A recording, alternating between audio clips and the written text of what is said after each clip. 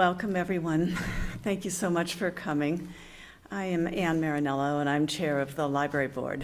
And I'm just thrilled to have this whole weekend has been quite amazing. And I'm be anxious to introduce you to Alexander Chee, who is our speaker today. But I first want to thank everyone who's been involved in Bookstock, in case you haven't heard this already, that we owe a lot to the Jack and Dorothy Burns Foundation, the Pauline Davenport Children's Fund of the Vermont Community Foundation, Mascoma Bank, the Vermont Humanities Council, the Green Mountain Foundation, the Woodstock Learning Lab, and the Economic Development Commission of Woodstock have all contributed to make this possible. We also want to give a special thanks to our media sponsor, the Vermont Standard, and WCTV Channel 8, who has been filming these programs for us, as well as the Vermont Yankee Bookstore, which is the oldest independent bookstore in the state. They've been gathering books for each of the speakers so that you can buy them and have signed copies for them if you wish. We operate on grants and local generosity and donations, so please, if you can, drop something in the donation container as you leave. It will be greatly appreciated. So Alexander Chee over here is a novelist, an essayist, a teacher, and is here from Dartmouth College. And I could go on and on with all the awards that he's won, but I think I'm going to turn it over to you, Alexander, to introduce you further and let you speak about the books that you're going to talk about. Thank you.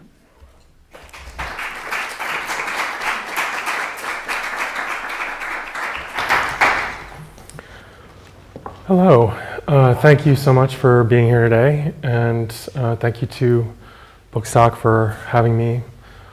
I was looking at this beautiful library and thinking about how a library to me is like the test of the health of a community, and this would seem to be robust.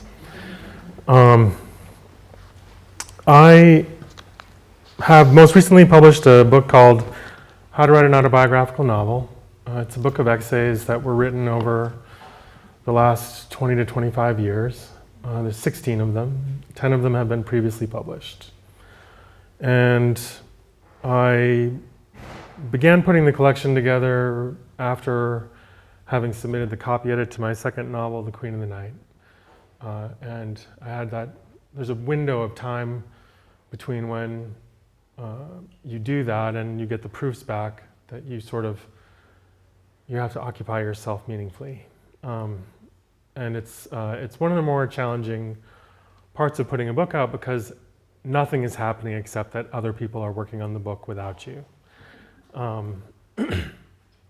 So, yes, you could work on your website but that usually takes a day to fix. And in the meantime, I had been invited to speak at Columbia University's nonfiction program, their master's in writing in nonfiction. And I noticed when I looked over the series that I was the only person who didn't have a book of nonfiction. And I talked to my agent a while back about an essay collection, and she had said, after you finish your novel, we can talk about it. And so I decided it was time for her and I to talk about it. So I had submitted a list of essays to Columbia for the students to read, and looking over the list, I realized that it looked a lot like a table of contents. And so I began putting the collection together. I think, collections are something that we don't really talk about as much as we might talk about other forms in writing. A collection of essays in particular can be something as simple as a chronological listing of things that you've published, a sort of best of. It can have a theme. It can be essays that have no relationship to each other and no responsibility to each other. It can be any any of those things. And so I had to decide essentially what exactly I was going to do. Now, I had published an essay by the same name as the title that was a kind of extended lyric rumination on the mistakes that I had made writing an autobiographical novel. Sort of a set of assumptions and misapprehensions and the lessons learned in the process. And the essay was in part inspired by also that question that one often gets at readings, usually from an interviewer and not usually from the audience, which is the question of how autobiographical is this when you're presenting a work of fiction? And to me, it's always been a slightly alien question because I, as a reader, never cared when I read a novel whether or not anything like that had happened in the writer's life. It didn't matter to me. I accepted the writer's authority. For a long time I didn't read biographies because I just wasn't curious about the lives of these writers. And only gradually did I come to sort of cross that line, as it were. But in particular for me, like once I began writing and publishing fiction, answering the question is, to me, the least interesting way to talk about a work of fiction. And I remember with my debut novel, getting the question at a reading, and how the reaction I had was something along the lines of, would you believe it more if you knew? Like if I had gone through and tabbed all of the things that were quote unquote true, would the novel be more realistic to you? Less? You know? I think I think of something that Hilary Mantel said about Wolf Hall and about historical fiction in general that she writes, where she said, the most improbable things are probably the things that are true. And how for me, actually, with the novel, in some ways, the way that I had worked with my first novel, the things that were autobiographical were usually the settings and not the events. That the most autobiographical things were actually fairly dull. A church, a town, an abandoned naval base, decommissioned. So, as you can see, it was a bit of the title's a bit of a joke. That's what I'm trying to say on the idea of the question even being interesting. After the collection was completed, someone pointed out to me that there was a progression, which is to say the first essays show me as a young reader who is starting to experiment with writing stories. And then you go to essays that are roughly around the time when I was learning to write, and then essays that chart the publication of my first novel and the immediate aftermath. So there is a sort of rough movement to them, but the one thing that no one explained about essay collections to me was how you had a problem to anticipate, which is the way in each essay you have to introduce yourself. And if you're not careful, the effect for the reader is roughly like someone who just keeps showing up and introducing themselves again as if they hadn't met you. And of course you know them at a certain point and you can become impatient with it. So the order of the essays was something that I worked on a little bit to work against that problem as well. Anyway, I'm going to read a short selection from an essay called My Parade, which is about the choice I made to get an MFA in fiction writing and the misunderstandings, misapprehensions, and things that I learned in the process.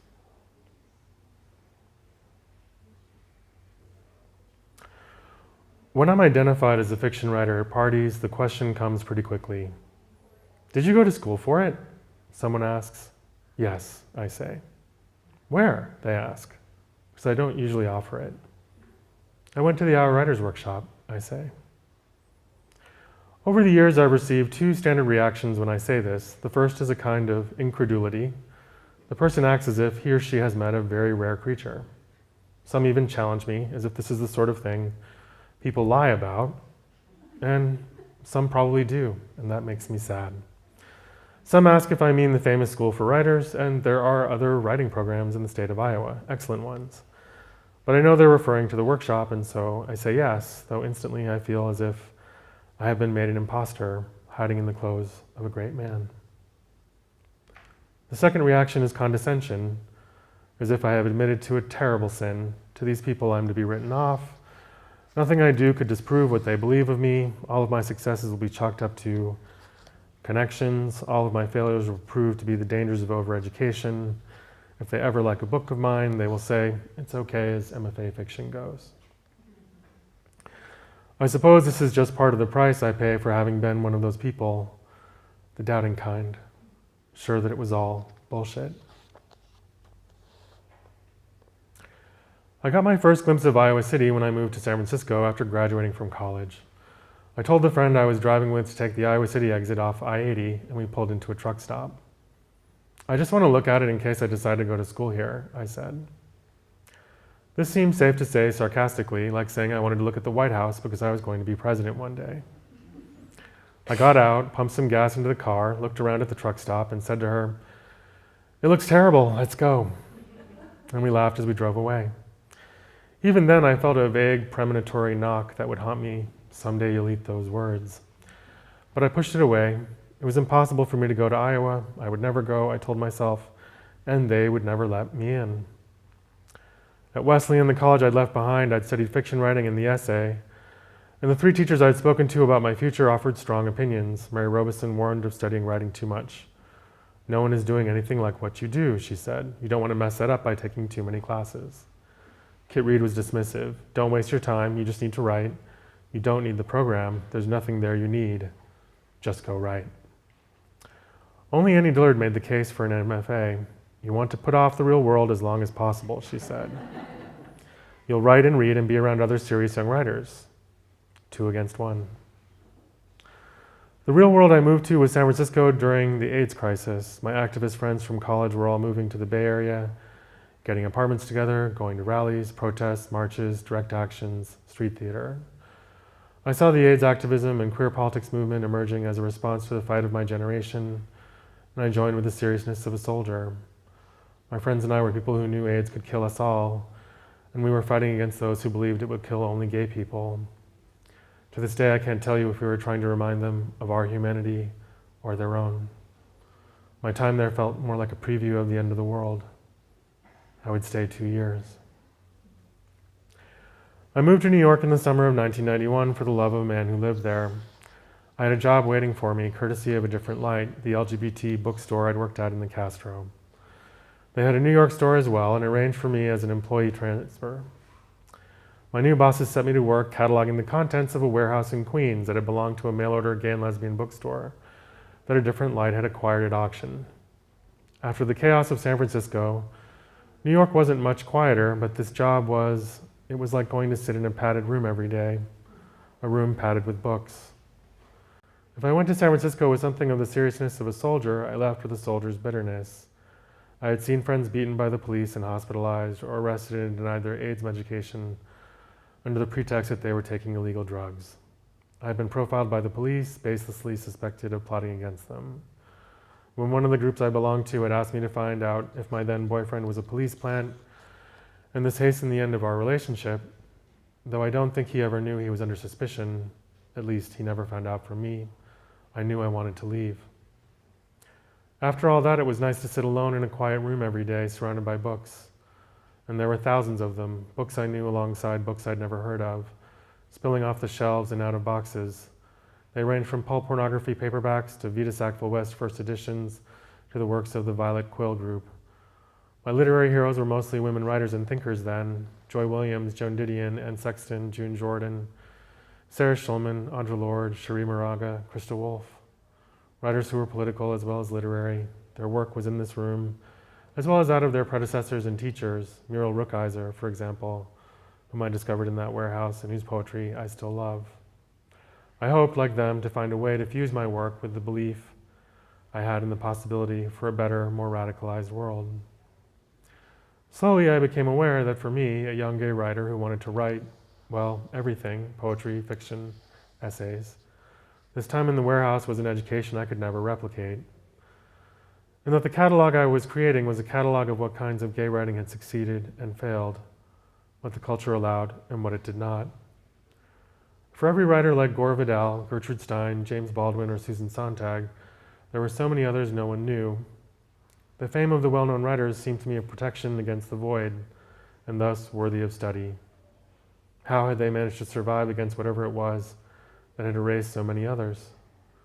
Two of my literary heroes, the artist David Wojnarowicz and the filmmaker Derek Jarman, were quite publicly dying of AIDS at the time, facing another newer kind of erasure in the process, and I feared increasingly from the work I'd been doing that nothing was likely to save them except posterity. It was clear their impending deaths, the result of the epidemic, were in some way welcomed, if not wanted, by the government. AIDS was not God's punishment, but the government inaction around it certainly was the government's punishment, a kind of de facto death squad, composed of the conservatives who were incredibly in charge of these public health decisions instead of the medical establishment, though the medical establishment had its own problems, in the form of for-profit healthcare. Those exposed, those in danger of exposure, all seemed likely to die because it was too expensive to save them. Back in San Francisco, a certain beat poet used to come into the bookstore and move his books from the poetry section in the rear to the new books table up front. After he left, we'd move them back. Sometimes I'd let them stay a while. Other times, what I thought of as his pettiness angered me. But here in this warehouse, I understood him. Fame seemed like a terrible, even a stupid thing to want, but it could also protect you from vanishing forever, especially if you were a gay writer, already disadvantaged when it came to publication, much less posterity. Fame would not push your book to the front table. Fame would push your book to the front table, whether you were there or not. The question was, as always, how do you become famous? The best and only honorable way, to my mind, was to write things people wanted to read. I'd made some progress on that front since arriving in New York. An editor at a publishing house had invited me to lunch because he was interested in whether I had a novel, based on a travel feature I'd written for a magazine. I was also interested in this question of whether I had a novel, and had shown up to that lunch cocky, with my hair in a blue James Dean pompadour, wearing a ripped black t-shirt and black jeans. My tweed-jacketed new friend smiled in the dark pub as he sipped his water, and we somehow got into the topic of the Iowa Writers' Workshop, which he had attended. Underneath my performance of San Francisco queer punk cockiness, I took mental notes as he told me stories about Michael Cunningham, one of the few male writers I admired. His story, White Angel, which had appeared in The New Yorker, part of his novel A Home at the End of the World, was a stark marker against which I measured my own ambitions. The dishy story I still treasure from this chat is of how Cunningham would go running at Iowa and smoke Gauloises afterward by the track, and how this led to the other students calling him French Cigarette. After we graduated, we all moved back to New York, the editor said. This I especially stored away as important. All these writers from New York heading to the Midwest to study writing and then returning afterward. I knew Cunningham had punctured what I thought of as the gay glass ceiling, all too visible to me there in that book warehouse. I began to wonder whether his going to Iowa was part of that, and if it was, if it would work for me also. Such were the calculations of a young man who didn't yet know that gay men had been publishing in The New Yorker before him, that it guaranteed nothing, that there was no guarantee except the one possible if you wrote it and got it in front of at least one other person. Everything was possible then. For years I had mocked the idea of applying to MFA programs, but after that lunch, I became interested in a way I wasn't prepared to admit. I still made snide remarks about how no one was going to force me to write to a formula. I still said I didn't want to write fiction that said nothing about the world for knowing nothing about the world, unspoken, like all those MFA students. And so there I was, out in the world. Wasn't that better? I made a point of saying whenever possible that I refused to spend 2 years being made to imitate Raymond Carver. This wisecrack about Carver was a supposedly damning critique of the biggest criminal of them all, Iowa. If it sounds familiar, that's because the formula for making fun of MFA programs, and IO in particular, hasn't changed much in the past 20 years. The fantasy of the haters is of a machine that strips away all originality, of people who enter looking like themselves and emerge like the writerly version of Barbie dolls, plastic and smooth and saleable, an army of attractive American minimalists. I was writing fiction without my MFA then and getting along fine without it, and I had just written a story I was pretty sure was my best yet. I was also pretty sure it would never get published for being a mix of too many strange things, some of them gay. I did not feel like a New York writer despite being there and writing. And worse, I had to work a lot to afford New York. My bookstore salary was so low, I sometimes had to choose between taking the subway and eating. A subway token cost as much as a bagel or a slice of cheese pizza, and so it was always a question of which would win. Some of my friends from college, whom I would see periodically, proceeded with a self-assurance that I didn't feel into careers that seemed beyond my reach. I told myself I didn't have the connections they had to get jobs at the New Yorker, the Paris Review, Grand Street, the various publishing houses, and I didn't realize that if I knew them, it meant I had connections too. Wesleyan had been my entree into this world, but it was a world they had occupied 18 years before, here in New York or somewhere nearby. I was from Maine, the state where they had all gone to camp together, but I had never been to that camp. "You're not really from there, though, are you?" they used to ask, incredulous, as if I'd told them I'd cut a canoe out of the woods and rowed it down the Connecticut River to college. I was only subtly aware of getting an education in social class in those moments, which usually just felt like embarrassment that I had to hide. I didn't have their background. What I did have in these social settings were my looks, a sharp eye, a sharper tongue, and a penchant for making a spectacle of myself, which I would then use to observe other people's reactions, learning about them and me at the same time. I could do this and be amusing enough that most people didn't mind. Also, the schools where all these people who knew each other went had at least a few people like me around, which is to say, gay, political, and an activist. When these connections I didn't know I had led to an offer of a job as an assistant editor at a startup magazine called Out, I took it. The job was the best way for me to take my mind off of obsessing about whether I would get into an MFA program, because I had, by then, applied. My reasons for applying were not particularly noble. My boyfriend, the man I'd moved to New York for, had also applied. We'd met at a Queer Nation meeting in San Francisco and begun an intense correspondence that turned out to be our way of falling in love. He was a writer also, and I liked the thought of us as two young, talented gay writers going it alone against the system. But my talented boyfriend was working temp jobs he hated, and while he made more money than I did, he didn't feel as talented as I thought he was. And he felt his education had gaps. He'd been a communications major, not an English major like me. And he wanted to know more about novels, poems, and stories. He'd never taken a writing class. He thought a program might help.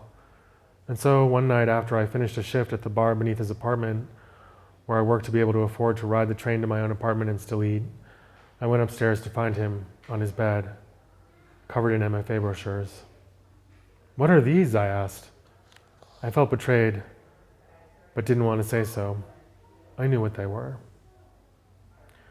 He replied defensively. He'd heard me crap all over MFA programs, and our short conversation made me understand how differently we saw ourselves and each other. In his eyes, I had a future without an MFA degree, and he wasn't sure he did. I was afraid this was his way of saying he was leaving me, a sign of some secret dissatisfaction. In the end, I chose 3 schools to apply to, 3 schools he had also applied to, based on which schools had produced the most faculty appearing in the brochures, the schools whose students were hired the most after graduation. At the time, these were the University of Arizona, the University of Iowa, and the University of Massachusetts Amherst. I applied as a cynic, submitting the story I was sure was my best, the one I was sure wouldn't be published, sure they would reject me. If they're going to have me, I said, they need to know what kind of freak I am. In the story, a young clairvoyant Korean adoptee helps the police find lost children and is the only actual psychic member of an ad hoc coven. He has sex with his high school boyfriend, who is also in the coven and is possessed by a ghost during an informal exorcism ritual. The plan was that a program devoted to the creation of minimalist realism would have to reject me and I could go on my way, my beliefs about everything confirmed. But that's not what happened.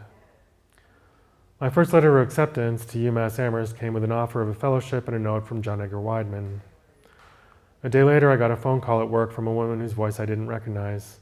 "It's Connie Brothers from the Iowa Writers Workshop," she said. "A letter is on the way, but I'm calling to offer you a place in the fall class and a fellowship." She named a sum of money. I was stunned.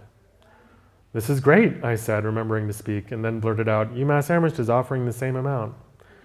"Did you say anything yet?" "No," I said, appalled at my indiscretion. "Give me a day," she said, and hung up. I hadn't intended to begin a negotiation. I wasn't aware that negotiation was possible.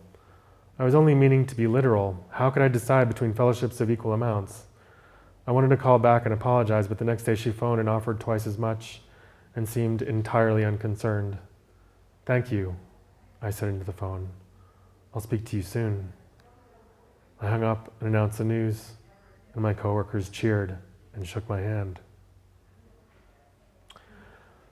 Before I gave notice it out, I spent a night walking the East Village thinking about my decision.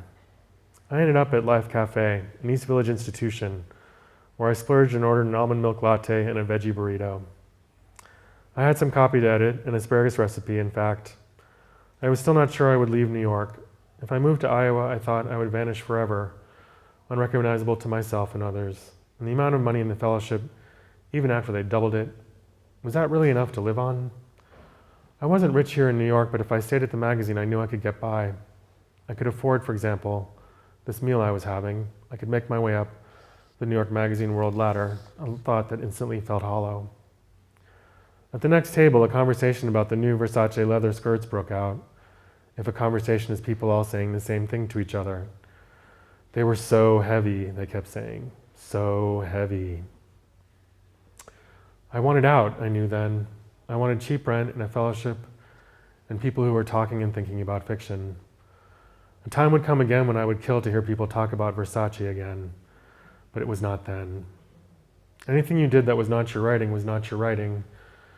And New York provided a lot of opportunities to write, but also a lot of opportunities not to write or to write the wrong things.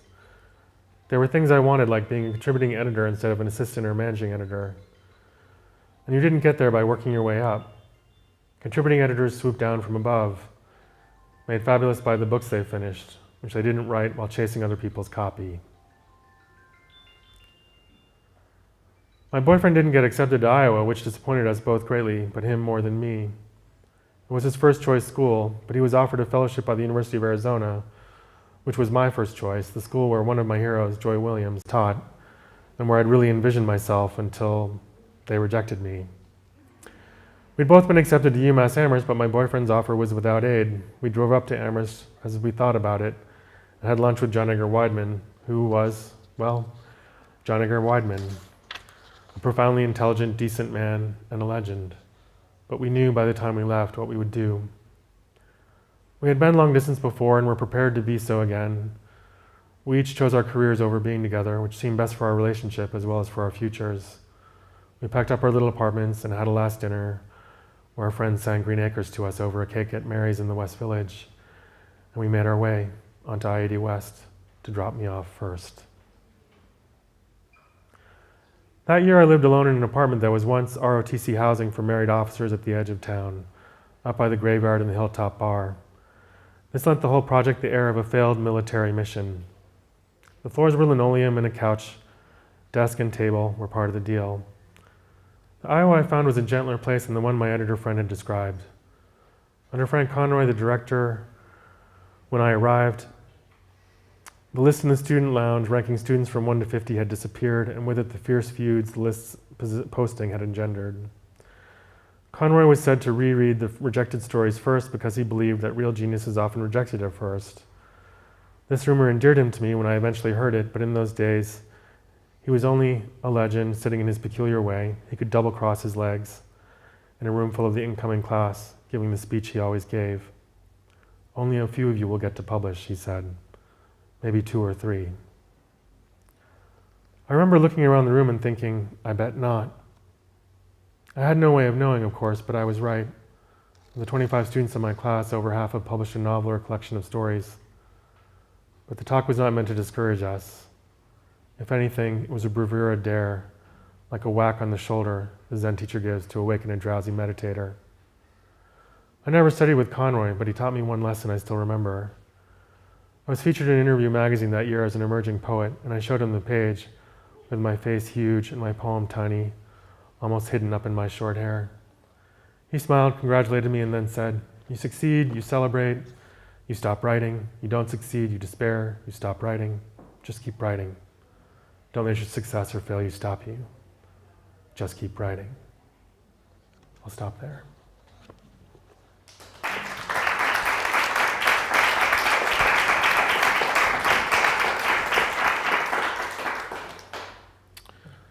I'm happy to take a couple of questions. Yes, sir. So you're now teaching in the MFA program, so no? Okay. I'm teaching undergraduates. Okay. To start with that? No, it has a master's program, but I do not teach that program. I only teach the undergraduates right now. So my question was, if students say, well, should I go to an MFA program with your life experience now? What do you tell them about? You say, oh, you went to the Iowa workshop, they would know that probably. How would you pitch it now that you know? Well, I think it's not for every person. I think that workshops in and of themselves, you have to be someone who can take a certain kind of public commentary and conversation about your work well. And I have some writer friends who, my friend Roxana Robinson, who's a very well-published writer, she teaches many workshops but has said that she cannot workshop her work. Because if she's working on something and someone says something, even something completely outlandish like, this character should be from Afghanistan, she just she's too suggestible, and suddenly it all starts to fray. So if you're like that, you should not go to an MFA program. I think the other thing that I warn my students about is that getting into the program should not be the best thing that has happened in your writing career up until then. Because if it is, then you make it too important. Like getting into Dartmouth. Well, that's a little bit different, but in the sense that, you make them too important. The teachers become too important. The students become too important. You don't have enough of a sense of what you're doing with your work, and so it's very easy for you to allow your own intuitions about your work to be overridden, by their comments. And it's something that you may not even be aware of until after you leave, at which point you may just be exploding with resentment and rage about the entire thing and may give up writing. So what I usually tell students is to submit some stories to see if they have any kind of success on their own, because that validates their sense of what they're doing. It's even the case that, I'm not fond of the kind of person who applies and says, I need a deadline, because it tells me that they don't need to be a writer enough to do it. That you should have your own urgency about it. It's too hard. It's too hard to write and publish and to do all these things if you need someone to make you do it. So that's essentially the advice I give. Other questions? Yes? When you're dealing with autobiographical material, how do you handle collective memory as opposed to personal memory? Other people remember things differently. Have you ever had to address this? Yes. The question, if you didn't hear it, is how do you handle collective memory versus your own memory, other people's recollections essentially being different from your own? I work pretty hard to try to incorporate that, actually, to anticipate it. Usually because it helps me trigger memories that I may not have had, or it gives me access to more information. Sometimes it's useful. Sometimes it's not to your advantage in the sense that perhaps you are describing something that is very specifically your own. in which case it's not so much that their memories are invalid, but that your memory is the thing that you are dealing with intensely. But even then, I think it is still a good idea to ask yourself whether you should engage with it. In writing these essays, I treated myself a little bit like I would a subject if I was writing about any other writer. So I went through my own diaries, emails, letters, old photographs, the books that I was reading at the time. I reached out to the people that I was able to speak to verify things that they had said, or to check their sense of something. In one of the essays, the autobiography of my novel, for example, there's a classmate of mine, the writer Dina Hoffman, who, did I know at the time that she was going to go on to become a writer? No. But she said a powerfully important thing to me as a classmate back then at Wesleyan. So I sent her an email and asked her about it, asked her about her recollection of it, why she said it, and that was a very useful way of thinking about the idea. The same with my teacher, Deborah Eisenberg. I asked her about what she'd said as well and how she would have characterized it, what she was thinking about, those kinds of things. So so much of it is based on the context of the work that you're trying to do. There's no, I think, single heuristic about whether it's good or bad to do. But I think generally my sense of working on essays, personal essays in particular, is that the things I am most sure of are the things that I need to double check the most.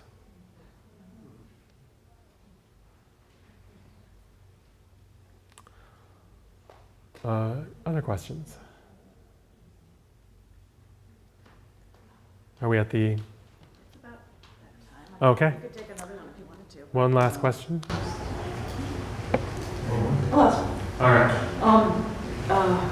I just read in the Standard the thing about you, and I wish I had it in front of me because the question would be clear. I'm just scrambling now for trying to remember. But anyway, it was parts of you describing things that just you knew, and that people get they get their own things that they know, and that you have that. Where my ideas come from? Yeah, and to have that thing, that messages that you feel like, that you want to share, write about, and if you could just talk about that. Sure.